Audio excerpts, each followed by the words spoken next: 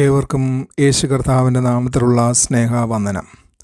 ഇന്ന് നാം യോശുവയുടെ പുസ്തകത്തിൻ്റെ ഒരു സമഗ്ര അവലോകനം പഠിക്കുകയാണ്. യോശുവയുടെ പുസ്തകം ഇസ്രായേൽ കനാൻ ദേശം കീഴടക്കിയ യുദ്ധങ്ങളുടെ ചരിത്രം മാത്രമല്ല, തൻ്റെ ഉടമ്പടി വാഗ്ദാനങ്ങൾ ഒരിക്കലും മറക്കാത്ത ദൈവത്തിൻ്റെ വിശ്വസ്തതയുടെ മഹത്തായ സാക്ഷ്യമാണ്. ഈ പുസ്തകം നമ്മെ പഠിപ്പിക്കുന്നത് യഥാർത്ഥ ജയം, അവകാശം, വിശ്രമം എന്നിവ വിശ്വാസത്തിലൂടെയും ദൈവത്തോടുള്ള അനുസരണത്തിലൂടെയും മാത്രമേ അനുഭവിക്കാനാകൂ എന്ന സത്യമാണ്. പുസ്തകം ആരംഭിക്കുന്നത് അതീവ ഗൗരവമുള്ള ഒരു സംഭവത്തോടെയാണ്. ദൈവത്തിൽ വിശ്വസ്തദാസനായ മോശ മരിച്ചിരിക്കുന്നു. 40 വർഷക്കാലം അദ്ദേഹം മരുഭൂമിയിൽ ഇസ്രായേലിനെ നയിച്ചെങ്കിലും മെരീബായിൽ ദൈവത്തോട് അനുസരണക്കേട് കാണിച്ചതിനാൽ വാഗ്ദത്ത ദേശത്ത് പ്രവേശിക്കുവാൻ അദ്ദേഹത്തിന് അനുവാദം ലഭിച്ചില്ല.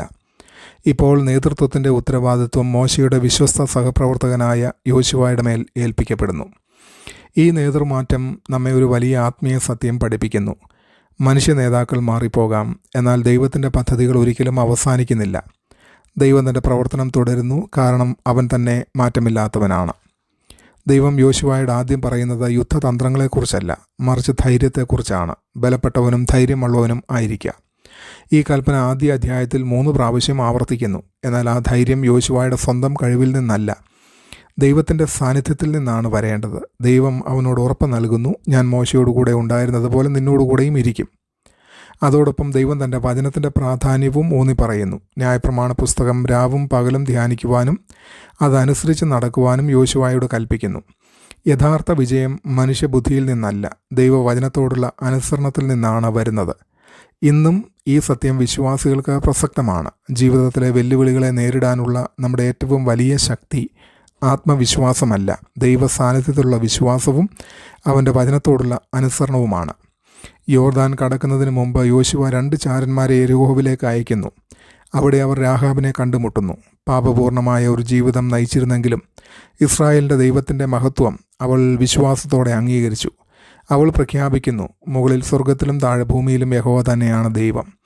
അവൾ ചാരന്മാരെ സംരക്ഷിക്കുകയും വിശ്വാസത്താൽ ദൈവത്തിൻ്റെ രക്ഷാപദ്ധതിയുടെ ഭാഗമാകുകയും ചെയ്യുന്നു. പിന്നീട് അവൾ ദാവീദ് രാജാവിൻ്റെയും ഒടുവിൽ യേശുക്രിസ്തുവിൻ്റെയും വംശാവലിയിൽ ഉൾപ്പെടുന്നു. ഇതിലൂടെ സുവിശേഷം നമ്മെ പഠിപ്പിക്കുന്നത് രക്ഷ ജാതിയാലല്ല, വിശ്വാസത്താലാണ് എന്നതാണ്. ഇസ്രായേൽ യോർദാൻ നദീതീരത്തെത്തുമ്പോൾ അത് പ്രളയകാലമായിരുന്നു. മനുഷ്യനോട്ടത്തിൽ നദി കടക്കുക അസാധ്യമായിരുന്നു. എന്നാൽ ഉടമ്പടി പെട്ടകം ചുമന്ന പുരോഹിതന്മാർ വെള്ളത്തിൽ കാൽവച്ച നിമിഷം നദി നിലച്ചു. ജനങ്ങൾ ഉണങ്ങിയ നിലത്തുകൂടി കടന്നു. ചെങ്കടൽ പിളർത്തിയ അതേ ദൈവം യോർദാനെയും തുറന്നു. ഉടമ്പടി പെട്ടകം ജനങ്ങളുടെ മുമ്പിൽ പോയത് ദൈവത്തിൻ്റെ സാന്നിധ്യം എപ്പോഴും തൻ്റെ ജനങ്ങൾക്ക് വഴിയൊരുക്കുന്നു എന്നതിൻ്റെ അടയാളമാണ്. ദൈവം അത്ഭുതം പ്രവർത്തിക്കുന്നതിന് മുമ്പ് പലപ്പോഴും തൻ്റെ ജനങ്ങളിൽ നിന്ന് വിശ്വാസത്തിൻ്റെ ആദ്യ ചുവടുവെപ്പ് പ്രതീക്ഷിക്കുന്നു. ദൈവം ചെയ്ത അത്ഭുതം വരും തലമുറകൾ മറക്കാതിരിക്കാനായി യോശുവ യോർദാനിൽ നിന്ന് 12 കല്ലുകളെടുത്ത് സ്മാരകമായി സ്ഥാപിച്ചു. ഈ കല്ലുകൾ വെറും ചരിത്ര സ്മാരകങ്ങളല്ല, ദൈവത്തിൻ്റെ വിശ്വസ്തതയെ അടുത്ത തലമുറയിലേക്ക് കൈമാറുന്ന സാക്ഷ്യങ്ങളാണ്. ആത്മീയ ഓർമ്മകൾ ആത്മീയ സ്ഥിരതയെ വളർത്തുന്നു. യുദ്ധങ്ങൾ ആരംഭിക്കുന്നതിന് മുമ്പ് ഇസ്രായേൽ പരിച്ഛേദനയിലൂടെയും പെസഹ ആചരിച്ചുകൊണ്ടും ദൈവത്തോടുള്ള ഉടമ്പടി പുതുക്കുന്നു. ഇതൊരു വലിയ ആത്മീയ തത്വം നമ്മെ പഠിപ്പിക്കുന്നു. ആത്മീയ ജയം ലഭിക്കുന്നതിന് മുമ്പ് ആത്മീയ സമർപ്പണം ആവശ്യമാണ്. ദൈവം വിജയത്തെക്കാൾ വിശുദ്ധിയെ വിലമതിക്കുന്നു. അതിനുശേഷം യോശുവ യഹോവയുടെ സൈന്യാധിപനെ കണ്ടുമുട്ടുന്നു. യോശുവ ചോദിക്കുന്നു, നീ ഞങ്ങളുടെ പക്ഷമാണോ ശത്രുക്കളുടെ പക്ഷമാണോ? എന്നാൽ ലഭിച്ച മറുപടി അത്യന്തം ഗൗരവമുള്ളതാണ്. അല്ല, ഞാൻ യഹോവയുടെ സൈന്യത്തിൻ്റെ അധിപതിയായി വന്നിരിക്കുന്നു. ഇതിലൂടെ നമുക്ക് പഠിക്കാനുള്ള പാഠം വളരെ വ്യക്തമാണ്. ചോദിക്കേണ്ടുന്നത് ദൈവം നമ്മുടെ പക്ഷത്താണോ എന്നല്ല, നാം ദൈവത്തിൻ്റെ പക്ഷത്താണോ എന്നതാണ്. യോശുവ തൻ്റെ ചെരുപ്പ് അഴിച്ചു മാറ്റുന്നു, കാരണം അവൻ വിശുദ്ധ സന്നിധിയിലാണ്. ആദ്യ യുദ്ധം യെരിഹോവിനെതിരെയാണ്. മനുഷ്യബുദ്ധിക്ക് അത്ഭുതകരമെന്ന് തോന്നുന്ന ഒരു മാർഗമാണ് ദൈവം നൽകുന്നത്. 6 ദിവസം പട്ടണത്തെ ചുറ്റി നടക്കണം. 7-ാം ദിവസം 7 പ്രാവശ്യം ചുറ്റി കാഹളം മുഴക്കുകയും ഉച്ചത്തിൽ ഘോഷിക്കുകയും ചെയ്യണം. അപ്പോൾ മതിലുകൾ തകർന്നു വീഴുന്നു. ഇതിലൂടെ ദൈവം പഠിപ്പിക്കുന്നത് ജയം മനുഷ്യശക്തിയാലല്ല, വിശ്വാസപൂർണമായ അനുസരണത്തിലൂടെയാണ് എന്നതാണ്. എന്നാൽ യെരിഹോയിലെ മഹാവിജയത്തിന് പിന്നാലെ ചെറിയ പട്ടണമായ ഹായിയിൽ ഇസ്രായേൽ പരാജയപ്പെടുന്നു. കാരണം സൈനിക ദൗർബല്യമല്ല, മറഞ്ഞുകിടന്ന പാപമാണ്. ആഖാൻ ദൈവത്തിനായി വേർതിരിച്ചിരുന്ന വസ്തുക്കളിൽ ചിലത് മോഷ്ടിച്ചു. ഒരാളുടെ രഹസ്യപാപം മുഴുവൻ ജനതയെയും ബാധിച്ചു. പാപം ഏറ്റുപറഞ്ഞ് നീക്കം ചെയ്ത ശേഷമാണ് വീണ്ടും വിജയം ലഭിച്ചത്. ഇതിലൂടെ നമ്മൾ മനസ്സിലാക്കുന്നത് മറഞ്ഞിരിക്കുന്ന പാപം നമ്മുടെ ആത്മീയ ജീവിതത്തെ ദുർബലമാക്കുന്നു എന്നതാണ്. ദൈവം വിശുദ്ധിയെ ആഗ്രഹിക്കുന്നു, കാരണം വിശുദ്ധി ദൈവ സഹവാസം നിലനിർത്തുന്നു.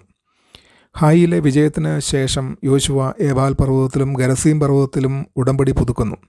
ന്യായപ്രമാണം മുഴുവൻ ജനത്തിനും വായിച്ചു കേൾപ്പിക്കുന്നു. വിജയത്തിൻ്റെ സമയത്ത് പോലും ദൈവവചനമാണ് നമ്മുടെ ജീവിതത്തിൻ്റെ ശ്രദ്ധാകേന്ദ്രമാകേണ്ടതെന്ന് ഈ സംഭവം നമ്മെ ഓർമ്മിപ്പിക്കുന്നു. അതിനുശേഷം ഗിബിയോന്യർ ദൂരദേശത്ത് നിന്ന് വന്നവരാണെന്ന് നടിച്ച് ഇസ്രായേലിനെ വഞ്ചിക്കുന്നു. യോശുവയും നേതാക്കളും ദൈവത്തോട് ആലോചിക്കാതെ തീരുമാനമെടുക്കുന്നു. ഈ സംഭവം നമ്മെ പഠിപ്പിക്കുന്നത് പ്രാർത്ഥന കൂടാതെ എടുക്കുന്ന തീരുമാനങ്ങൾ ആത്മീയമായ നഷ്ടങ്ങൾക്ക് ഇടയാക്കും എന്നതാണ്. തുടർന്ന് തെക്കൻ രാജാക്കന്മാരുടെയും വടക്കൻ രാജാക്കന്മാരുടെയും വലിയ സഖ്യങ്ങളെ യോശുവ പരാജയപ്പെടുത്തുന്നു. തെക്കൻ യുദ്ധത്തിൽ ദൈവം ആലിപ്പഴ മഴ പെയ്യിച്ചും സൂര്യനെ നിശ്ചലമാക്കിയുമാണ് തൻ്റെ ജനത്തിനു വേണ്ടി പോരാടിയത്. ഈ എല്ലാ യുദ്ധങ്ങളിലും ഒരു സത്യം ആവർത്തിച്ച് പറയപ്പെടുന്നു: ഇസ്രായേലിനു വേണ്ടി യുദ്ധം ചെയ്ത യഹോവ തന്നെ ആയിരുന്നു. മനുഷ്യർ പോരാടി, എന്നാൽ വിജയം നൽകിയത് ദൈവം ആയിരുന്നു. യുദ്ധങ്ങൾക്ക് ശേഷം പുസ്തകം ഭൂമി വിഭജിക്കുന്ന ഭാഗത്തേക്ക് കടക്കുന്നു. ഈ അധ്യായങ്ങൾ വെറും ഭൂമിശാസ്ത്ര വിവരണങ്ങളല്ല, ദൈവത്തിൻ്റെ അതുല്യമായ വിശ്വസ്തതയുടെ തെളിവുകളാണ്. ഓരോ ഗോത്രത്തിനും ദൈവം വാഗ്ദാനം ചെയ്ത അവകാശം കൃത്യമായി നൽകപ്പെടുന്നു. ദൈവം തൻ്റെ ജനങ്ങൾക്ക് വിജയം മാത്രമല്ല, അവരുടെ അവകാശവും ഉറപ്പാക്കുന്നു. ഈ ഭാഗത്തെ ഏറ്റവും പ്രചോദനാത്മകമായ വ്യക്തികളിൽ ഒരാളാണ് കാലേബ്. 85 വയസ്സായിട്ടും അദ്ദേഹം പറയുന്നു, ആ മലനാട് എനിക്ക് തരിക.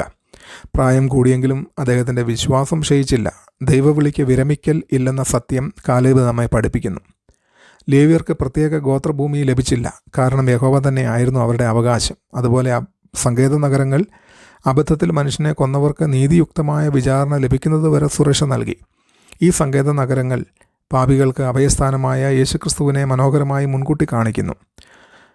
യോശുവ 21-ാം അധ്യായത്തിൻ്റെ അവസാനം പഴയ നിയമത്തിലെ ഏറ്റവും മനോഹരമായ പ്രഖ്യാപനങ്ങളിൽ ഒന്ന് നാം വായിക്കുന്നു. യഹോവ ഇസ്രായേൽ ഗൃഹത്തോട് അരുളി ചെയ്ത സകല നന്മയുള്ള വാഗ്ദാനങ്ങളിലും ഒന്നുപോലും വ്യർത്ഥമായില്ല, അവയെല്ലാം നിവൃത്തിയായി.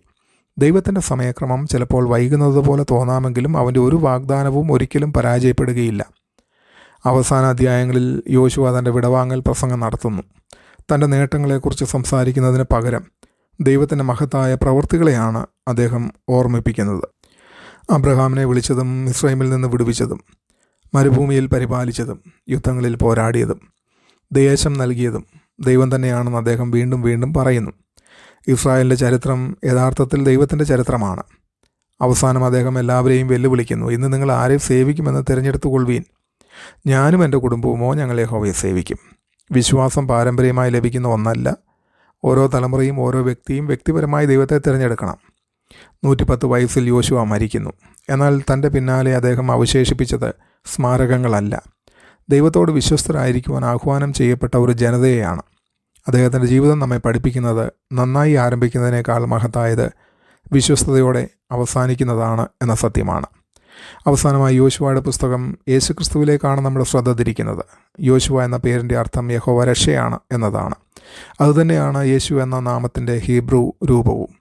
യോശുവ ഇസ്രായേലിനെ ഭൗമിക അവകാശത്തിലേക്ക് നയിച്ചു, എന്നാൽ യേശുക്രിസ്തു തൻ്റെ ജനത്തെ നിത്യ അവകാശത്തിലേക്ക് നയിക്കുന്നു. യോശുവ ഭൗതിക ശത്രുക്കളെ ജയിച്ചു. ക്രിസ്തു പാപത്തെയും മരണത്തെയും സാത്താനെയും ജയിച്ചു. യോശുവ കനാനിൽ താൽക്കാലിക വിശ്രമം നൽകി. യേശു നിത്യവിശ്രമം നൽകുന്നു. ഇന്ന് നാം ഭൂമി കീഴടക്കാനുള്ള യുദ്ധങ്ങളല്ല നടത്തുന്നത്, എന്നാൽ പാപം, പ്രലോഭനം, ഭയം, അവിശ്വാസം എന്നിവയ്ക്കെതിരായ ആത്മീയ പോരാട്ടങ്ങളിലാണ് നാം. യോശുവയുടെ പുസ്തകം നമ്മെ പഠിപ്പിക്കുന്നത് വിജയം വിശ്വാസത്തിലൂടെയും അനുസരണത്തിലൂടെയും വിശുദ്ധിയിലൂടെയും പ്രാർത്ഥനയിലൂടെയും ദൈവവാഗ്ദാനങ്ങളിൽ ഉറച്ച ആശ്രയത്തിലൂടെയുമാണ് ലഭിക്കുന്നത് എന്നാണ്. യോശുവയെപ്പോലെ നാമും ബലപ്പെട്ടവരും ധൈര്യമുള്ളവരും ആയിരിക്കട്ടെ. ദൈവവചനം രാവും പകലും ധ്യാനിക്കട്ടെ. എല്ലാ സാഹചര്യങ്ങളിലും ദൈവത്തെ വിശ്വസിക്കട്ടെ. ജീവിതാവസാനം വരെ വിശ്വസ്തരായി നടന്ന് ഞാനും എൻ്റെ കുടുംബവും യഹോവയെ സേവിക്കുമെന്ന ധൈര്യത്തോടെ പ്രഖ്യാപിക്കുവാൻ ദൈവം നമ്മെ സഹായിക്കട്ടെ. ആമേൻ.